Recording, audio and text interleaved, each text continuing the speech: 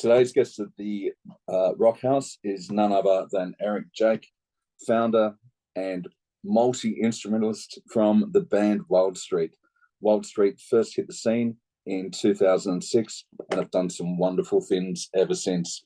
To talk to us about everything great in Wildstreet, welcome to the Rock House, Jayk. How are you, mate?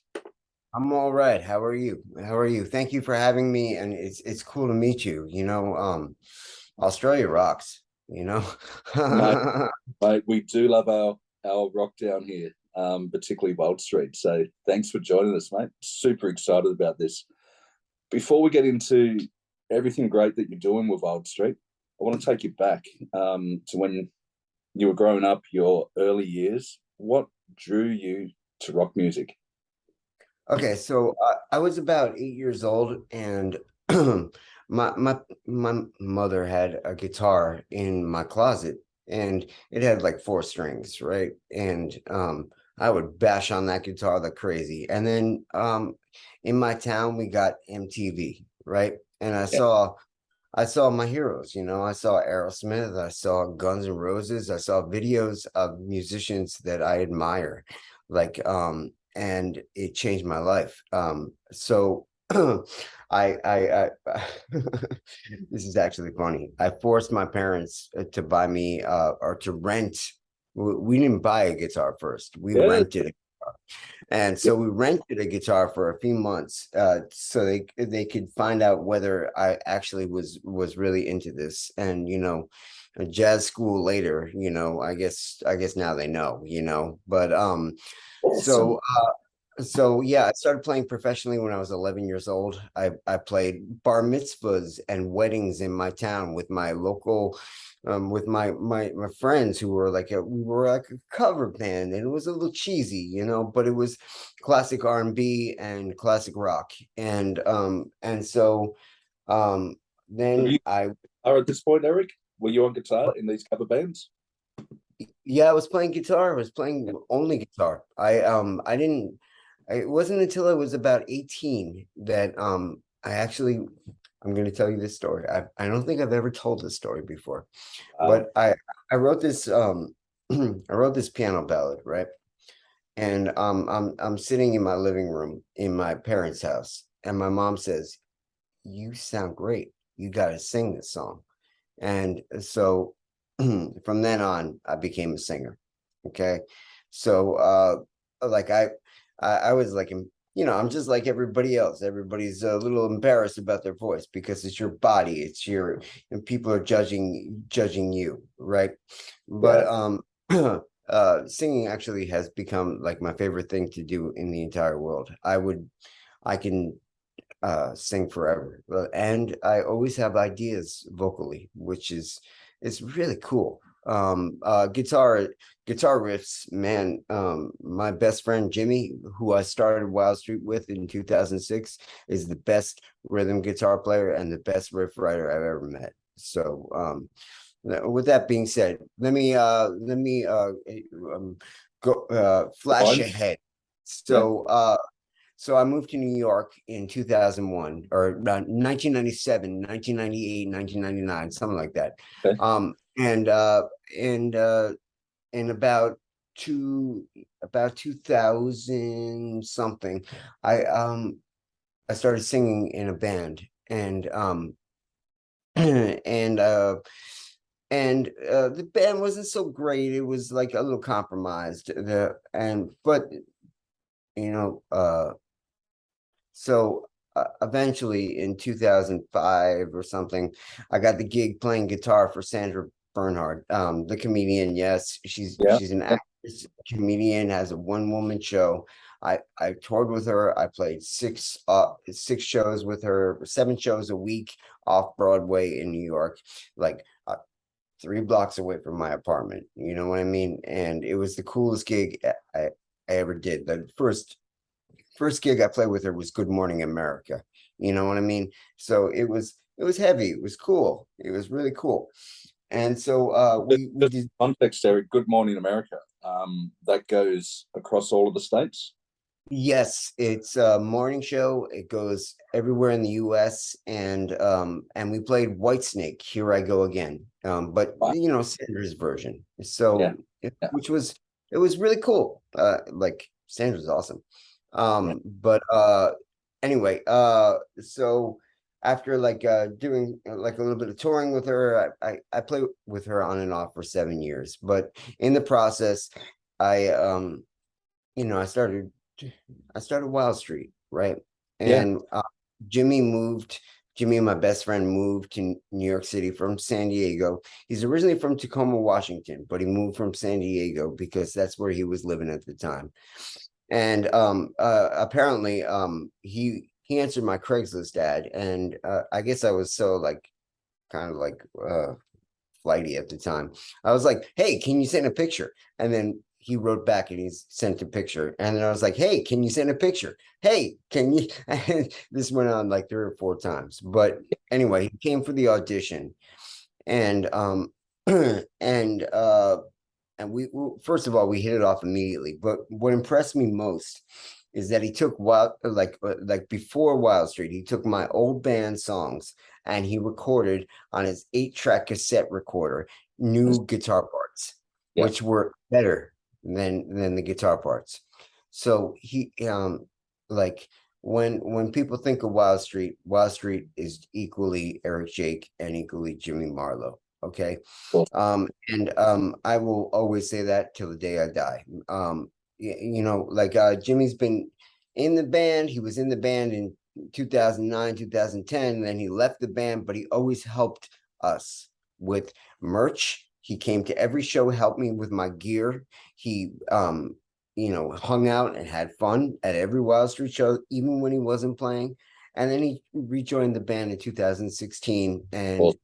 and life moves on. Sometimes people, you got to accept, like, there's other things that are priorities besides music. My priority, my life priority is music. Okay. So like, and Wild Street is my music and my priority. It's always been. It's almost like it's hard to escape Wild Street because I'll always be seen as, yo, it's Eric Jayk from Wild Street. You know what I mean? So, but like, I'm not complaining about that. I'm cool with it. So in 2006, we started recording our first record, which is Wildstreet 1. We Yeah. recorded 4 songs at a producer's studio. My two friends, Mike Shimshak and Kyle Kelso, they helped me create the Wild Street sound, right? And the Wild Street sound is, yes, it includes both me and Jimmy playing guitars one string at a time, like Def Leppard, right, with a Rockman X100, and it also includes designing our drum sounds, designing this arena rock sound. Why? Because we wanted to make music. There was too much music that was going on that was too like, oh, it was so tragic. Oh, poor me, and so we wanted to have fun and bring fun back to rock and roll. And so I think we did. We recorded "Want to Get It On," "Open Up Your Eyes," "Soldier of Love," and "Hard on You" first. And then over the next few years, right, the next 4 years, I guess, um, um, uh, I kind of produced the rest of the record using the Wild Street template that we made on the first demo. And mind you, that I spent more time editing string noise and editing out the air conditioning from my vocal tracks than I did actually writing the songs, because the songs were done very fast. Okay. But then I got my friend Watt to sing a little extra because we need more people, because 2 people is not enough to sound like an arena. You know what I mean? And then I got another one of my friends who this will come full circle in a little while. My friend John Kaplan, who's an awesome mixing engineer, and he ended up mixing the record. In December 2009, what happened? I found a permanent band, right? And so my bass player at the time, he, he was fearless. And so he wrote to this dude named Sam, right? And this guy, Sam, used to run this label, Retrospect Records, which was based out of Las Vegas. But they had a stage at Rocklahoma, right? Okay. And so Sam met us at Mohegan Sun because he was playing there, because he plays keyboard and he sings and he's really good. But so we met with him and he's like, I want to sign you, put out your record. You keep all your digital distribution, which is really important now, because it kind of saved my life the past couple of years. And he gave us headlining slots at Rocklahoma 2009. So we played. We were supposed to play 4 times at Rocklahoma 2009, but there were some complications. Whatever, that's history.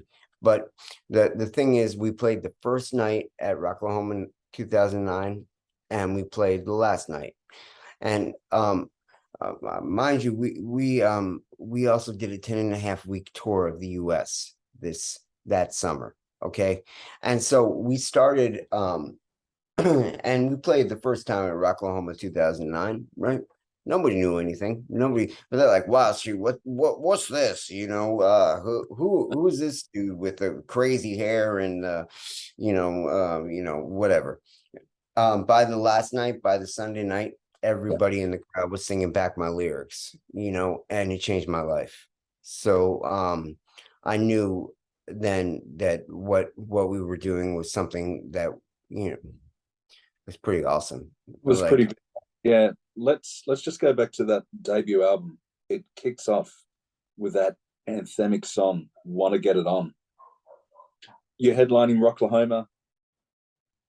The crowd are singing this song back to you. How did you keep that momentum going? I mean, that's huge. Self-titled LP, Rocklahoma. Well, Want to Get It On. After Rocklahoma, we were still on tour for another, I believe, 8 weeks, and we went all the way out to the Whiskey A Go Go in LA. So we went coast to coast, it's pretty insane because we had a 15-passenger van like this. Let me tell you about this van. Okay. This was I bought this off a friend of mine from upstate New York, right? Who is an amazing singer-songwriter, by the way. And he had this van because he was touring, and he's a great engineer. Actually, he produced one of my early demos and one of my early records, and analog, reel to reel, like and we had an entire room for a reverb plate. It was like crazy. But he's it was the ugliest van ever. It was totally like covered in graffiti, and it was like a 2000 or a 1996 Dodge Ram van, and it lasted so many years. It was a great car. But yeah. Anyway, the point is that we went out and played, and pounded the pavement for that entire record, which is what laid the groundwork for what I did the past couple of years. Okay, because essentially I believe like maybe I'm old school, maybe like I'm tripping, maybe I'm dinosaur Jayk, you know what I mean? But like I believe that when a band records an album, that it's the right thing to do. If a label is promoting your album, to promote the album for a year or a year and a half. I think it's what you got to do, because there's a lot of work that goes into the singles, especially these days with the Spotify and the Deezer and the Apple Music, and there's a lot of work in promotion that's done. That you need to go and promote your record. So what I'm going to do? I'm going to shamelessly promote my vinyl right now, because Golden Robot Records kicks ass. Yeah. We're going to This talk about Wild Street 3, but while we'll you've got that talk record up, about it. We haven't gotten there yet. We're no, we still have. in 2009. We're still on number one. um,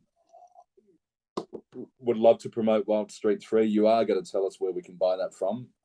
Me personally, I'm part of that vinyl resurgence. I want to get a copy. So let's talk about Wild Street 3 in a little bit.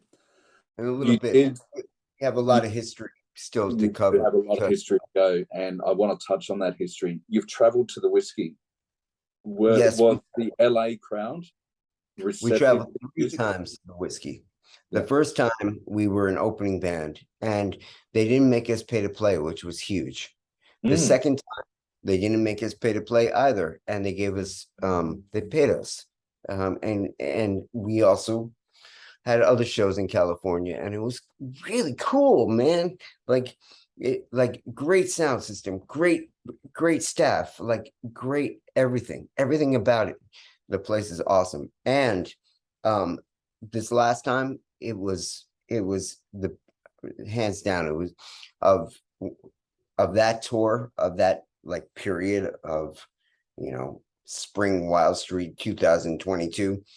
That was definitely the best show. So well, maybe second best, because Spencer played, Rat Stars played at Rockfest, and Rat Stars is one of my favorite people in the entire world. Yeah. So go check out Once Around, because they're awesome. Okay, so let me tell you about the rest of the history. So 2010 and 2011, I co-wrote with my friend Kyle most of Wildstreet 2 Faster Louder. Mm. Okay. We were kind of like we had a new lineup. We had Johnny Prince, who was in this band Dirty Penny. I gave him my room in my apartment. I was like, and you know what he gave me? He gave me tickets to Prince. You know what I mean? We went and saw Prince together. But we so he came in and he played a show with us in New York City at Don Hills, right? Yeah.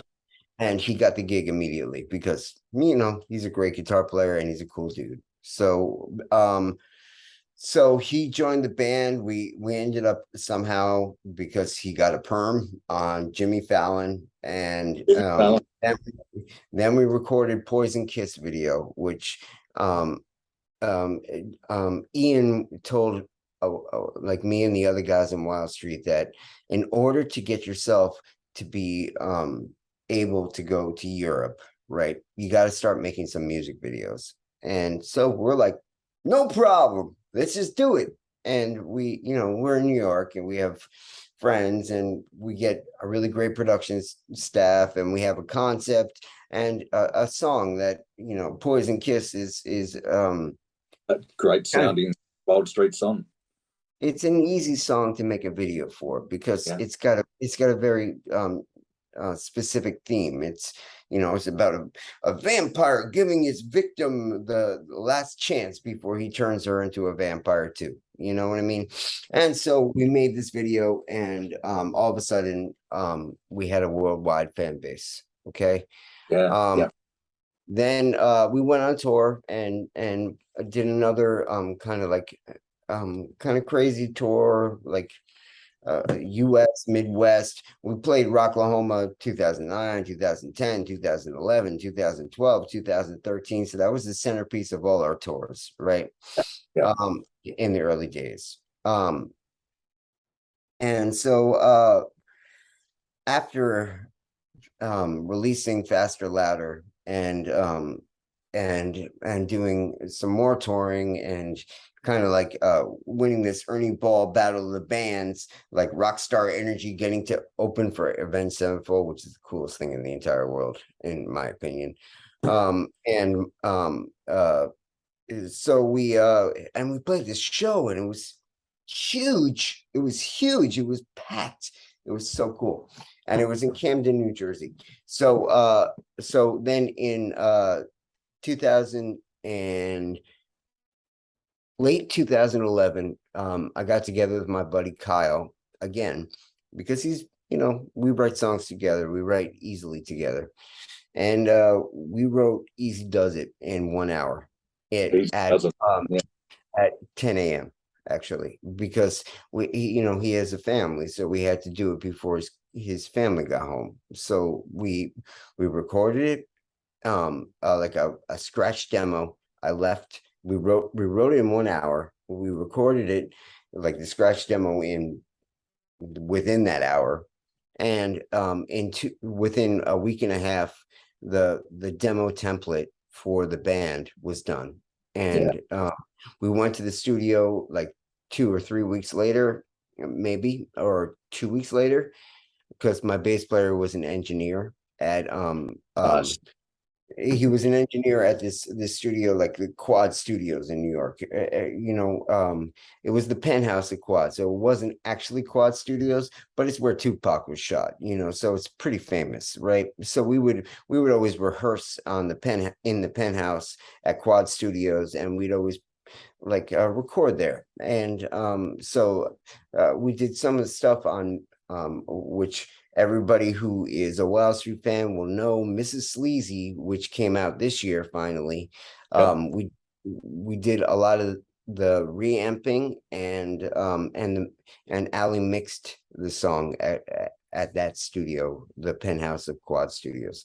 So anyway, we recorded, we took the original ideas and we recorded a lot of Easy Does It in my old apartment, like with amp sims and Kyle's laptop, if if I remember correctly. It was drum tracking we did in the proper studio, and reamping the guitars and some gang vocals, but it was done in like a 24-hour session, really. So basically, we finished it really, really fast, and we're like, yeah, we're gonna make a video. So we made the video for East Does It less than 3 weeks later, right? And all our friends came out and hung out with us, and it was it was a lot of our friends. So and they killed it for us. So after the video came out, it went viral. Okay, so It if did. you could understand like what it actually means to go viral, it means like notifications, like through the roof. Like I remember getting notifications of everybody who liked the video and everybody who watched the video and commented on the video, and this happened for weeks and weeks and weeks and weeks, and it was like nothing else, because it was all real, and it's all fans. And I know, because when I go to other places, other countries, other people know Easy Does It. Even if they don't know anything else by Wildstreet, they know Easy Does It. And so it kind of changed my life, to be honest. And Wildstreet didn't last very much longer. We played one show in 2013 with Black Veil Brides. Right, and it was a massive show. It was sold out in New York at PlayStation Theater or Best Buy Theater or whatever it's called these days.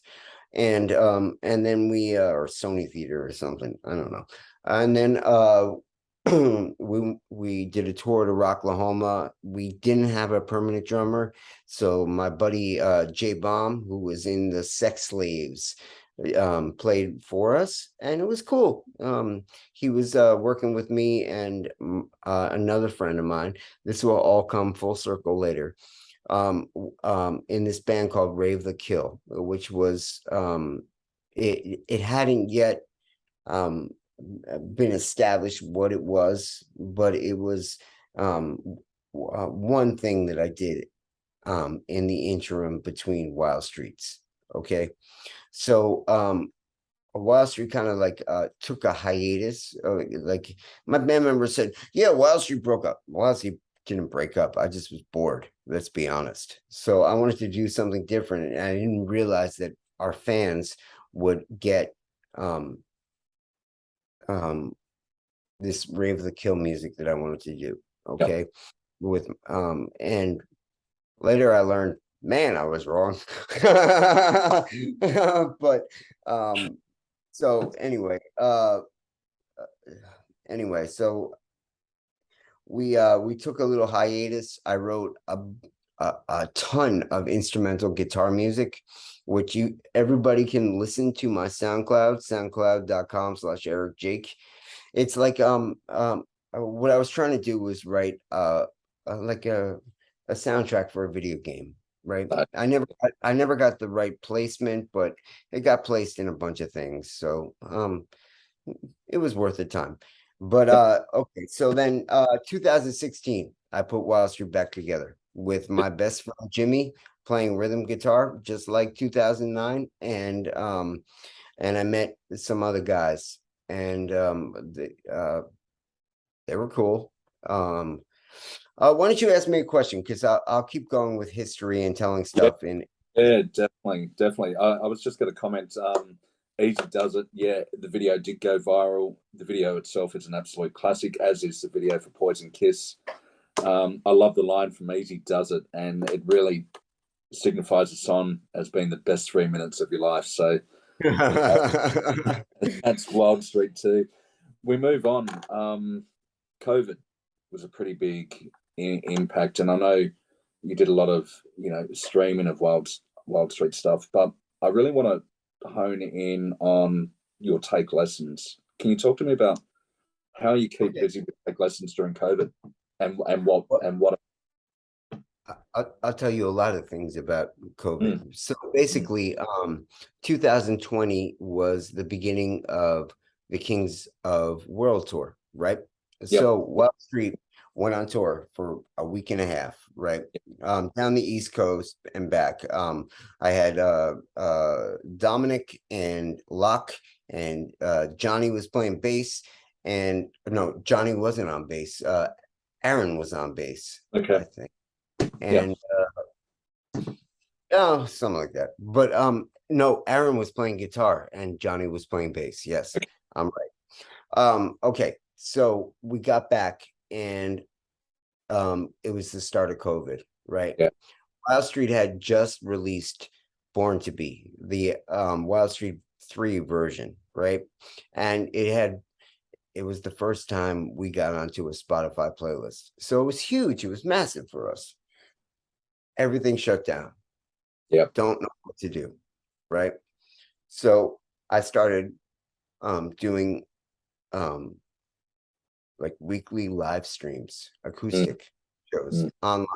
And I did it on multiple platforms. I did it on Facebook, I did it on Instagram, I did it on some others that I'm not so eager to tell what their name was because I'm no longer affiliated with them. but But I did um I did live stream concerts to keep our fans engaged and also to keep me playing. mm, Uh, at the same time, in the year before, I started teaching again on Take Lessons Live. yep. Like for example, I've taught 23,000 lessons in 10 years. Okay. I taught singing, guitar, bass, music Base theory, music composition, songwriting. songwriting, ear Yep. training, anything that you can think of. And I taught like this week, I had two lessons, right? I had two 30-minute piano lessons with Anyway, kids, but I like the online format. It's easier for me, like because um I find that students get stressed out when they come, all the traveling in New York and the subways and yeah. getting to the lesson is like, whoa, whoa. But anyway, so I helped in 2013, right when Wild Street took the hiatus, I got the job with Take Lessons. I started teaching with them. A fan of Wild Street actually signed up for voice lessons. He wrote me an amazing review. So anybody who's out there who's watching this, please go on my Take Lessons profile and write me a review and tell people how awesome my teaching is, or you admire my playing or something, because this kid changed my life because he wrote that I was the best teacher he ever had, and all of a sudden I became um, quite popular on Take Lessons. I ended up helping them launch Google Helpouts, which was an on-demand lesson platform by Google. Basically, people could like request a lesson at any time of the day, and you would teach them. And if there were many people, then you would teach many people. And I did that, and that only lived for a short time. I ended up getting more jobs teaching online with Lesson Face and ReverbLessons.com. And Reverb Lessons eventually got absorbed by Take Lessons. And so the students ended up being, and the reviews ended up going onto my Take Lessons profile. That's fine. But so in 2015 or 2016, I beta tested Take Lessons Live, which is online group classes, right? And at first I beta tested on guitar, but I prefer teaching singing because I like singing more than, like, I love playing guitar. I love guitars. I love physically playing guitar, and I love practicing, but I could I I love singing more than anything. So in 2019 I ended up becoming back like a online group teacher with Take Lessons Live, and I've been teaching classes, group classes, which it's awesome. They've gotten more packed again, which is so good. It's so good. So yeah, so during pandemic, not only was I teaching my students, like just about all my in-person lessons became remote lessons, but I had so much experience that I'm used to it. Okay. So it's like, you know, 6 years before pandemic, I was teaching. 7 years I was teaching online already, you know. So like that again, and that's why I started doing like the live concerts online, because like who knows better how to Yeah. engage people, and also um like I'm not camera shy, so I had a suspicion you weren't. but yeah, so like I I'm still teaching Take Lessons Live, and tomorrow I got a class. If you're a singer and you want to work on stuff, that's awesome. And if you come and you bring your original songs, that's even better. You know what I mean? Like, um, it's cool to work with different people and to meet people. So that's that's Wow. what I say. All aspiring musicians out there, please check out Eric's profile on Take Lessons. It seems like you're doing some wonderful stuff there, Eric. So, you know, all credit to you. Let's move back onto Wildstreet. You grab that vinyl record for me, mate, because Wildstreet 20, it was released in 2021, as you can see. June 25th, 2021. 2021. And you know what? It's awesome. It's it's 8 songs, right? Yeah.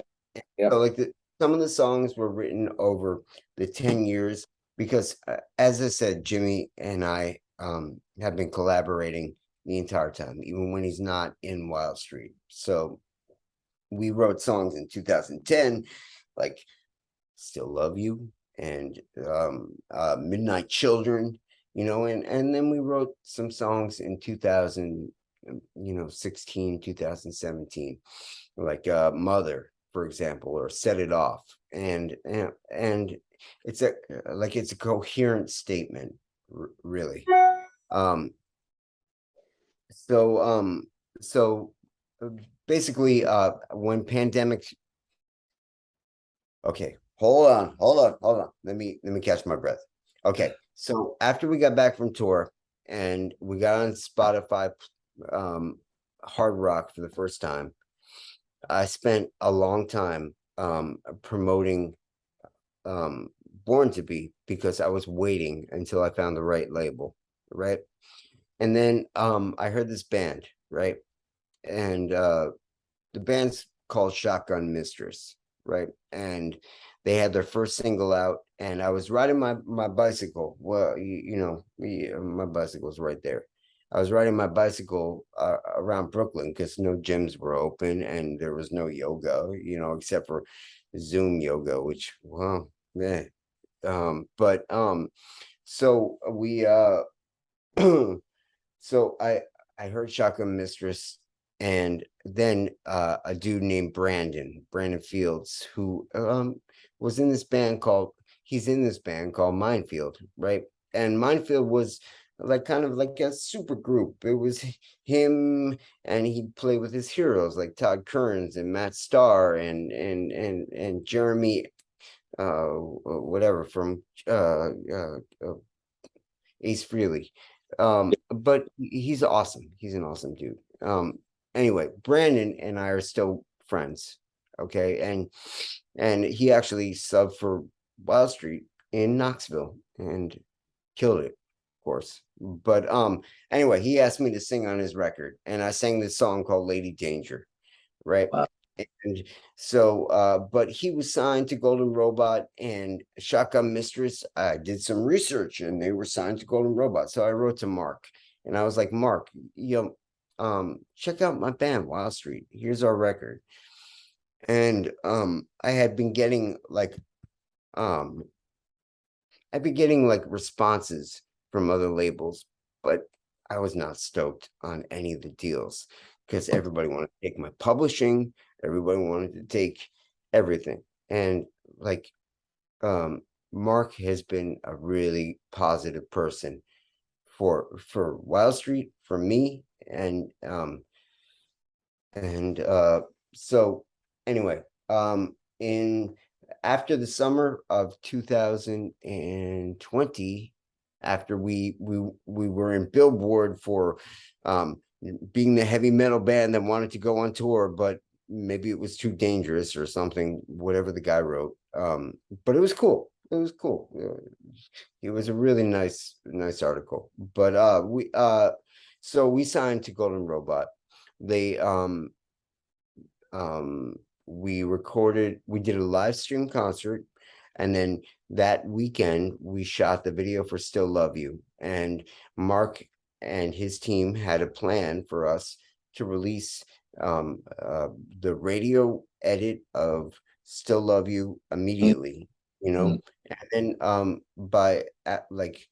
shortly before Thanksgiving or after Thanksgiving, we recorded the full version with the music video. And from there we just moved forward. We kept on moving forward. We really set it off, and it got bigger and bigger and bigger. Set It Off has the most streams of any song on Wildstreet 3. Wow. I was actually going to ask about the videos. I mean, if we talk about Wildstreet 3, you talk about that template, Tennessee Cocaine, three-way ride.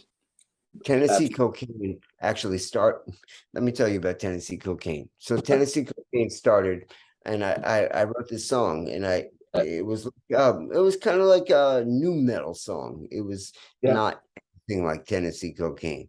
But then I heard like AC/DC, and I think it was like Livewire or something. Boom, boom, boom, boom, boom, boom, boom. And then we got the idea for the groove. And Jimmy and I put it together in one afternoon after that.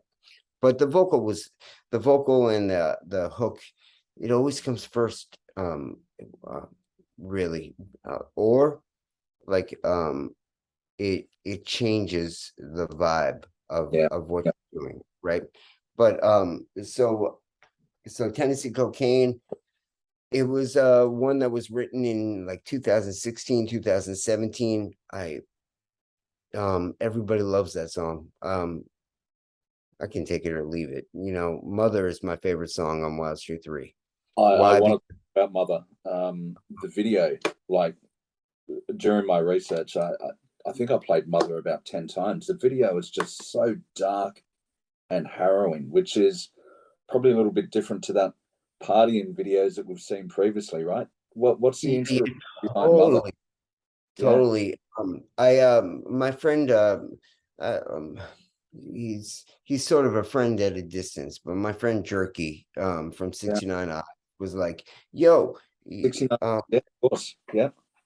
he's like, yo, Eric, you should contact my friend Vicente and get him to do your video. And I was like, okay, no problem. So basically I took my stimulus check. And I was like, oh, and my United Miles, and I flew Vicente to New York. I paid for the video, and my friend Daniel, who he shot Three-Way Ride. He's an awesome dude. Had a Go great. and follow Gothurst on Instagram. Go follow the Camera Ninja. He's a really great videographer, and he's based in the New York, New Jersey area. He's a good friend, and take care of him. But he recommended for Still Love You, my my co-star from Mother, Katie Alexis. Okay, Yeah. and she killed it. She was Oh, so good. She was so good, and it's so effortless. So between having this team of people who are awesome, and this, like, the song's creepy as hell. So oh, but even the dynamics of the video between you and Katie, it's like you're just transfixed and you're just going, whoa. It's a, just it's such a cool. I like I share that video more than any other video because it's my favorite. That's yeah. it's the closest to what, like, um okay, let's face it. I don't listen to a lot of sleaze rock. I listen to a lot of Alice in Chains and Soundgarden, Wow. so um it's a little bit more in that sort of Yeah. vein. I see the similarities now. Now that you mention that. Yeah. Yeah. Eric, hold up that record again. Where can we get a copy of the record? Well, okay. So if you want a signed copy, then you should go to wildstreetmusic.com and just go and get it. Yeah. If you just want like a regular old copy, you can probably just go to the Golden Robot record shop. And Yeah. Yeah. but if you go to um our store, you'll probably get like some free stuff, like some picks or some pins or something. So there And you go. And go to wildstreet.com. Not only have you got the signed record or vinyl on there, you also have the signed CD on there as well. So yeah, please exactly. visit We have, wildstreet.com for that. again, I gotta thank Mark because he just gave me another 50. Like most people don't know how labels work, but bands gotta, when they tour, you gotta buy your CD stock, right? You buy it at cost, but Okay. you buy. Yeah. And Mark gave it to me because Yeah. he's awesome, because Yeah. he's a great. Well, Eric, So if you've got 50, keep one aside for me because my order's about to come in. hell's yeah. I want Um, to move on to um, you've recently released 4 singles. I'm going to start off with Mrs. Sleazy, which was on the back end of 2021. You've mentioned it before, and to me, for Wild Street, it's a distinct change in sound. You've got that template that you talk about for the first 3 albums. Mrs. mhm. Sleazy comes out, and to me, it sounds more punkish. You've incorporated a lot of punk sounds into Mrs. Well, Sleazy. yeah, I really, I just tried to sing it as much like jerky as I could, because like, um, basically, the story is some fan asked him what songs does he want covered by what bands in 2011 or 2012, and I can't remember, to be honest. And he said, I would like Wild Street to cover Mrs. Sleazy. And Mm, so um we did. and I just tried to, like, show a little bit of my style, like yeah, incorporate, like incorporates my guitar playing, which is the silly whammy stuff at the beginning. But So yeah, like um Mark was like last year, he's like, yo, do you have something that we can release right now before the end of the year? Because you guys have been working hard. And so I was like, why don't we release this? And I asked Jerky if it was okay, and Jerky said yes. And so we did it. And you know what? It's quite popular. It's crazy how many streams that song has. Yeah. You So so sorry so after you. won't be apart, which was I think that was the next one. No, it was one tattoo. One tattoo, and again, a lot different compared to the template that you've created. It to Well, me, I listen to yeah, one tattoo, and it seems like I'm sitting in the middle of a golf club. well, yeah. Like that was Rave the Kill. I was totally stoked on electronic music and EDM, and it was cool to like not have to make music with people for a minute. Like I'm like Felix would come over, Jimmy would come over, and we would write these things. And uh, let's be honest. Like I like Born to Be RLK better than the Born to Be on Wildstreet 3. Why? Well, you know, maybe the 6 layers of the guitar solo or why, but I just like it. It feels right to me. One Tattoo is one of my favorite songs that I've written. Why? It's so different, Yeah, it and is. it's so honest. And um, let me tell you, I didn't write. I wrote the entire instrumental, right?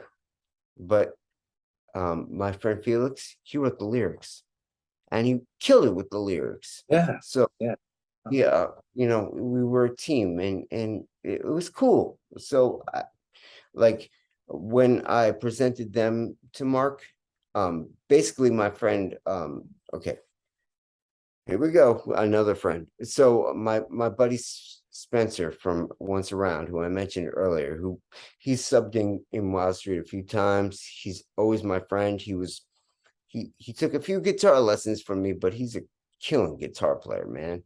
He he's a killing guitar player. So he suggested, he's like, you know, we were like hanging out in my van, right? Just hanging out like in the morning and talking. And he's like, you know, like Born to Be ROK was my prom song. Like, you know, and I was like, what? That's crazy. And he's like, yeah, um, I love this song. And so then I was like, okay, Mark, why don't like I don't want you to like have, because these are like kind of reissues and like rebranding him as Wild Street. Like I don't want you to spend a lot. So we released 2 Rave the Kill songs at one time. So that's why the 2 singles came at the same time. Okay. Um, because like Golden Robot has a lot of bands. I don't want to take things from other people. You know what I mean? I just want to. I want my music to be heard by my fans and by by the world. So then during December and January, my buddy who was on Golden Robot, Todd Long, he's in this band Ghost of Sunset, and I were collaborating, and we wrote about 5 or 6 songs. 2 of them have been released, right? First one was called Won't Be Apart, and it came, you know, the song came from, it stemmed from a conversation that from Facebook, right? Um, my buddy Doug, who lives in Las Vegas, was like, you know, responding to oh, my heartache because me and my wife are going to be separated. We weren't married then, right? But you know, it was hard because she's the greatest person I've ever met.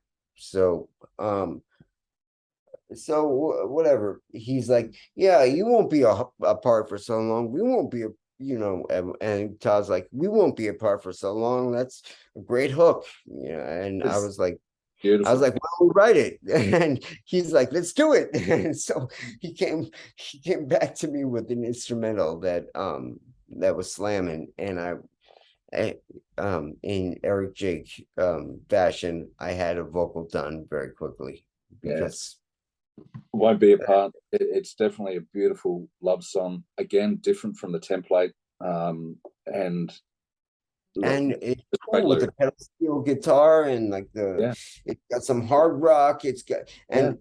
and my friend John who mixed it, man, is good. It's so good. But anyway, and Say Goodbye, I wrote it was the first song I wrote during pandemic. Um After tour and after dealing with um the craziness. And Todd and I finished it. It needed to be finished, and we finished it and killed it. He's like, "You got to Mate. put some Evo and make it trippy," and I was like, "No problem." Yeah. Let's say goodbye. The latest single. I woke up without you and can't believe you've gone. You know, if we're talking about the ultimate love song being "Won't Be Apart," "Say Goodbye" is probably the ultimate breakup song. Yeah. It's great. Hopefully, that doesn't happen to But too many. Right? the, let me tell you, the best thing about Say Goodbye is the bridge. The bridge is really cool. It sounds like I okay, I'm probably talking too much, but I really like 90s R&B and 90s hip hop. And to me Music, it sounds music, like 90s R&B you and take it. 90s hip hop. Eric, "Say Goodbye" is the latest single, but I'm really interested about what's next for Wildstreet. Okay, so what's happening now is well, first, after a year and a half on tour, I needed a little bit of time to decompress, but I am listening to music again, which is the first time in months, and and practicing every day. So, but I'm going to do I'm going to LA in November to write with a buddy of mine and write with as many people as I possibly can, Lovely. because I want to make Wild Street 4 or whatever it's going to be called something that's different and special and something more than anything that I could do myself. Like I don't know everything. That's why I write with other people. Okay, like any musician who thinks that they know everything is, well, that's enough. But so then I'm going to get back and I'm doing like a little acoustic show. Me and Jen are going to play Bliss My Heart and I'm going to play some Wild Street and upstate for a weekend. And then we get back, and at the end of November, um, I'm going to do an acoustic tour.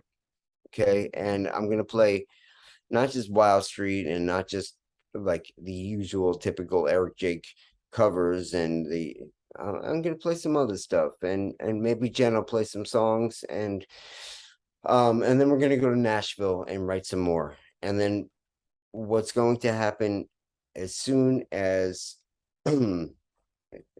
like I guess after the holidays, I'm going to record Wild Street 4 and I'm going to try to do it as fast as possible because I want to get back on tour. And we've been discussing some dates in South America and dates in Mexico and dates in England and other places, flying dates, or um, you know, we'll figure it out. Like touring is easy. It's like the most important thing is writing the music and making the music great because like I owe it to everybody who's been a fan of Wild Street and also who um I just like like I can't live with myself if it's not if the music's not great, I'm not going to be happy. And No, I'm a bit of a perfectionist. But I think that um we have the right plan now. Like meeting people, writing with people. Jen and I like writing and meeting a lot with like meeting people everywhere and traveling everywhere. So it makes sense, you know. So I just I got work to do because man, like it's so weird like being back in New York after Like being back in New York for 2 weeks is something, but being back in New York and like kind of not having tour plans already laid out, it's weird.